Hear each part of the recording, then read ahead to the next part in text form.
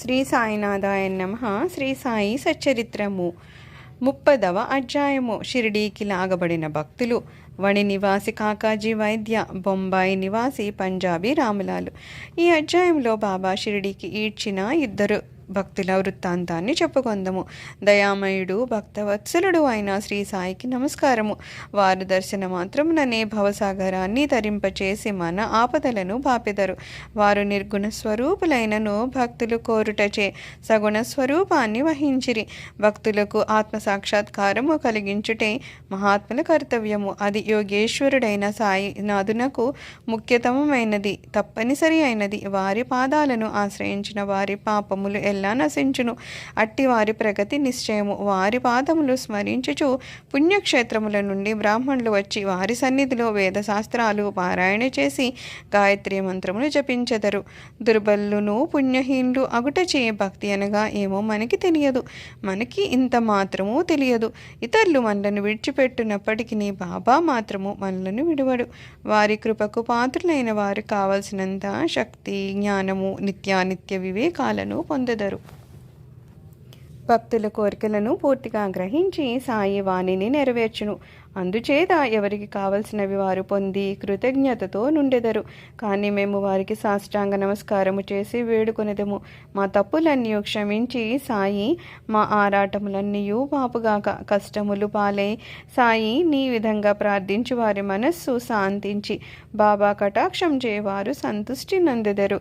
దయా సముద్రుడైన సాయి కటాక్షించుటచే హేమట్ పంతు ఈ గ్రంథాన్ని వ్రాయగలిగనని చెప్పుకొనెను. లేకున్నచో తనకు గల యోగ్యత ఎంత, ఎవరెంత కఠినమైన పనికి పూనుకొనగలగదురు.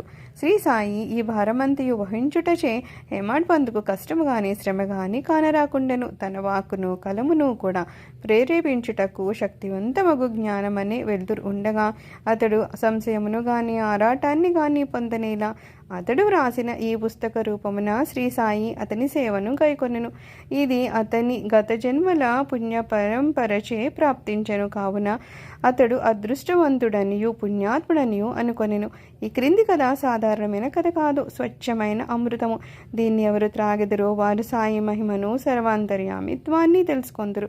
వాదించువారు, విమర్శించేవారు ఈ కథలను చదవాల్సిన అవసరం లేదు. దీనికి కావలసినది అంతులేని ప్రేమ, భక్తి, వివాదం కాదు.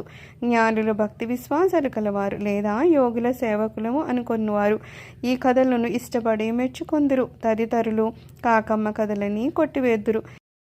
అదృష్టవంతులైన సాయి భక్తులు సాయి లీలలను కల్పతరువుగా భావించెదరు. ఈ సాయి లీలామృతాన్ని తాగినచో అజ్ఞానులకు జన్మరాహిత్యము కలుగును, గృహస్థులకు సంతృప్తి కలుగును, ముముక్షువులకు ఇది సాధనగా ఉపకరించును.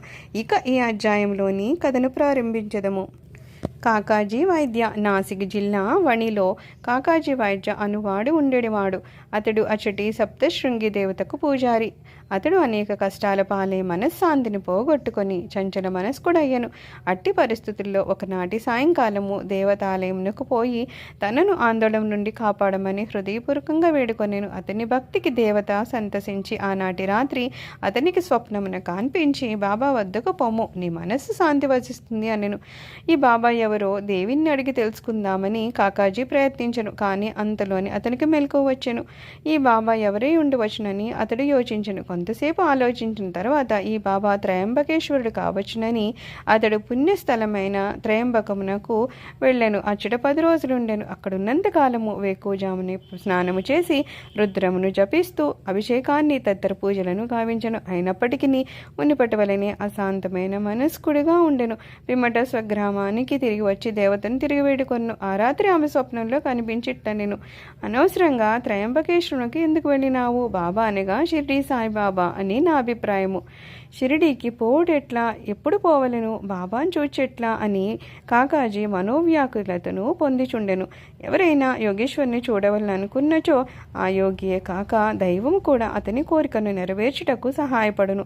యథార్థంగా యోగియు భగవంతుడును ఒకరే, వారిలో ఏమీ భేదం లేదు. ఎవరైనా తానైపోయి యోగిని దర్శించుటన్నది యుద్ధబూటకము. యోగి సంకల్పించినదో వారిని చూడగలుగు వారెవరు? అతని ఆజ్ఞ లేక చెట్టు ఆకు కూడా కదలదు. యోగి దర్శనానికి భక్తుడు ఎంత వేదన పడునో, ఎంత భక్తి విశ్వాసాలు చూపునో, ఎంత త్వరగాను బలముగాను అతని కోరిక నెరవేరును. దర్శనకే ఆహ్వానించువాడే వచ్చువానికి స్వాగత సన్నాహాలు అనర్చును. కాకాజీ విషయంలో కూడా అట్లే జరిగింది. శ్యామ మ్రొక్కు కాకాజీ షిరిడీకి పోవటకు ఆలోచిస్తూ ఉండగా ఒక అతిథి అతన్ని షిరిడీకి తీసుకుని పోవడానికి అతని ఇంటికి వచ్చెను. అతడు ఇంకెవరో కాదు, బాబాకు ముఖ్య భక్తుడైన శ్యామయే. శ్యామ ఆ సమయంలో వెనికి ఎట్లు వచ్చెనో చూతుము. శ్యామ బాల్యంలో జబ్బు పడినప్పుడు అతని తల్లి ఆమె గృహదేవత అయిన వణిలోని సప్తశృంగికి జబ్బు నయం కాగానే నీ దర్శనానికి వచ్చి బిడ్డను నీ పాదాలపై పెట్టదనని మొక్కుకొనెను. కొన్ని సంవత్సరాల పిమ్మట ఆ తల్లి కుచములపై తామర లేచి ఆమె మిక్కిలి బాధపడెను. తనకు నయమైనచో 2 వెండి కుచములు సమర్పించదని అప్పుడు ఇంకొక మొక్కు మొక్కెను. కానీ ఈ 2 మొక్కులు కూడా ఆమె చెల్లించలేదు. ఆమె చనిపోయినప్పుడు ఈ సంగతి శ్యామకు చెప్పి 2 మొక్కులు చెల్లించే భారము అతనిపై వేసి ఆమె మృతి చెందెను. శ్యామ కొన్నాళ్లకు ఆ మొక్కులను పూర్తిగా మర్చిపోయాను.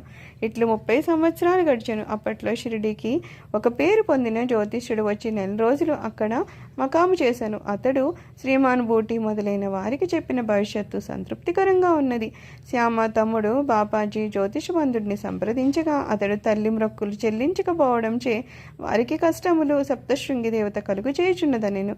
బాపాజీ ఈ సంగతి శ్యామకు తెలియపరచెను. అప్పుడు శ్యామకు సర్వము జ్ఞప్తికి వచ్చెను. ఇంకను ఆలస్యం చేసినచో హానికరమని ఎంచి శ్యామ ఒక కంసాలిని పిలిచి 2 వెండి కుచములను చేయించను. మసీదుకు పోయి బాబా పాదాలపై పడి 2 కుచములను అక్కడ పెట్టి తన మొక్కులను చేయమని బాబాయే తన సప్తశృంగి దేవత అగుటచే వాణ్ణి ఆమోదింపమని వేడను. నీవు స్వయంగా పోయి సప్తశృంగి దేవతకు మొక్కును చెల్లింపమని బాబా నిర్బంధించెను. బాబా ఊదిని ఆశీర్వాదంగా పొంది శ్యామ వడిపట్టణానికి బయలుదేరను. పూజారి ఇల్లు వెతుకుచూ తుదకు కాకాజీ ఇల్లు చేరాను. అప్పుడు కాకాజీ షిరిడీకి పోవాలని గొప్ప కుతూహలంతో ఉండెను. అట్టి సమయంలో శ్యామ వారింటికి వెళ్ళాను. ఇది ఎంత ఆశ్చర్యకరమైన కలయికయో చూడుడు. మీరెవ్వరు, ఎక్కడి నుంచి వచ్చినారు అని కాకాజీ అడిగాను. మాది షిరిడి, నేను సప్తశృంగికి మొక్కు చెల్లించడానికి ఇక్కడికి వచ్చినానని శ్యామ చెప్పాను. షిరిడి నుండి వచ్చినని తెలియగానే శ్యామను కాకాజీ కౌగలించుకొనను, ప్రేమ చేయమర్చెను. వారు సాయిలీలను గూర్చి ముచ్చడించుకొనిరి. శ్యామ మొక్కులన్నీ చెల్లించిన పిమ్మట వారిద్దరూ షిరిడీకి బయలుదేరి. షిరిడి చేరగానే కాకాజీ మసీదుకు పోయి బాబాను చూసి వారి పాదాలపై పడెను. అతని కండ్లు కన్నీటితో నిండెను. అతని మనస్సు శాంతించెను. సప్తశృంగి దేవత స్వప్నంలో తెలియపరిచిన రీతిగా బాబాను చూడగానే అతన్ని మనస్సులోని చంచలత్వం అంతయో పోయి ప్రశాంతి వహించెను. కాకాజీ తన మనసులో ఇట్లనుకొనెను, ఏమీ అద్భుత శక్తి! బాబా ఏమీ పలకలేదు, ఉత్తర ప్రత్యుత్తరములు కూడా జరగలేదు, ఆశీర్వచములైనను పలకలేదు. కేవలము వారి దర్శనమే సంతోషానికి కారణమయ్యను. వారి దర్శన మాత్రముననే నా మనశ్చాంచల్యం పోయినది, అంతరంగమున ఆనందము ఉద్భవించింది. ఇది ఏ దర్శన భాగ్యము! అతడు తన దృష్టి సాయినాథుని పాదాలపై నిగడించెను. అతని నోట మాట రాకుండెను. బాబా లేని విని అతని సంతోషమునకు అంతు లేకుండెను. బాబాను సర్వశ శరణాగతి వీడను. తన వేదనను బాధలను మర్చెను. స్వచ్ఛమైన ఆనందాన్ని పొందెను. అక్కడ 12 రోజులు సుఖంగా ఉండి తుదకు బాబా వద్ద సెలవును తీసుకొని వారి ఊది ప్రసాదాన్ని ఆశీర్వాదంను పొంది ఇల్లు చేరను. రహతా కుషాల్ చంద్ తెల్లవారుజామున వచ్చిన స్వప్నము నిజమగునని అందరు. ఇది సత్యమే కదా, కానీ బాబా స్వప్నములకు కాలనియమమే లేదు. ఒక ఉదాహరణము, ఒకనాడు సాయంకాలం బాబా సాహెబ్ దీక్షిత్ను రహతాకు పోయి చాలా రోజుల నుండి చూడకుండుటచే కుషాల్ చంద్ను తీసుకుని రమ్మను. ఒక టాంగాను తీసుకొని కాకా రహతా వెళ్ళాను. కుషాల్ చంద్ను కలుసుకొని బాబా చెప్పిన వార్తను అందజేశాను.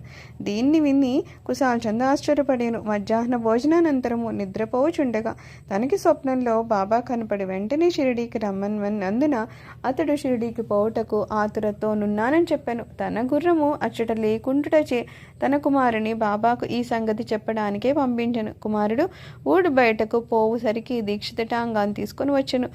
కుషాల్ చంద్ను తీసుకొని రావాల్సిందని బాబా దీక్షిత్కు చెప్పుటచే ఇద్దరు టాంగాలో కూర్చుండి షిరిడీకి చేరిరి. కుషాల్ చంద్ బాబాను దర్శించను. అందరూ సంతసించిరి.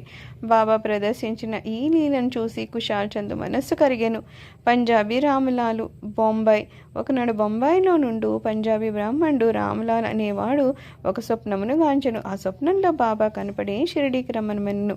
బాబా వానికి మహంతు వలె కనిపించెను. కానీ అతనికి వారెచ్చటగలరో తెలియకుండాను. పోయి వారిని చూడవలనని మనమున నిశ్చయించుకొనెను. కానీ చిరునామా తెలియకుండుటచే చేటకు ఏమియూ తోచకుండెను. ఎవరినైనా మనం పిలిచినచో వచ్చువారి కొరకు కావలసిన అన్నియు మనము సమకూర్చదము. ఈ విషయంలో కూడా అట్లనే జరిగెను. అతడు ఆనాడు సాయంకాలం వీధిలో పోతూ ఉండగా ఒక దుకాణంలో బాబా ఫోటోను చూశాను. స్వప్నంలో చూసిన మహంతు ముఖ లక్షణాలు ఈ ఫోటోలో ఉన్న వానితో సరిపోయాను. కనుగొనగా ఈ పటము సాయిబాబాదని తెలిసాను. అతడు వెంటనే షిరిడీకి పోయి అచ్చటనే తన అంత్యకాలము వరకు ఉండెను. ఈ విధంగా బాబా తన భక్తులకు దర్శనమిచ్చుటకై షిరిడీకి తీసుకొని వచ్చుచుండెను. వారి ఇహపరముల కోరికలు నెరవేర్చుచుండెను. శ్రీ సాయినాథాయ నమః. 30వ అధ్యాయము సంపూర్ణము. 4వ రోజు పారాయణము సమాప్తము. సద్గురు శ్రీ సాయినాథార్పణమస్తు. శుభం భవతు.